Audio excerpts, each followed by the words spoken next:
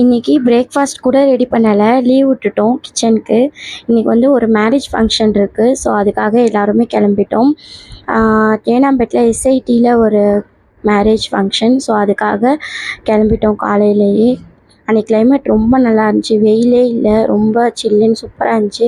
கல்யாணத்துக்கு போய் நல்லா சாப்பிட்டுட்டு அங்கே ஐஸ்கிரீமும் கொடுத்தாங்க. நல்லா சாப்பிட்டுட்டு அங்கேருந்து எனக்கு ஒரு டைரக்ட் கிளாஸ் இருந்துச்சு.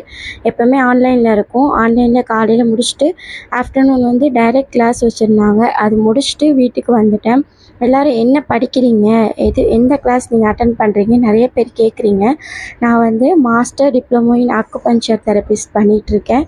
ஸோ கூடிய சீக்கிரம் ஒரு நல்ல ஒரு அக்குபஞ்சர் தெரபிஸ்ட்டாக நிறைய பேருக்கு அவங்களுடைய பிரச்சனைகள்லாம் தீர்க்கக்கூடிய அளவுக்கு இறைவன் எனக்கு கிருபை செய்யணும். எல்லோரும் எனக்காக துவா செய்யுங்க. தேங்க்யூ.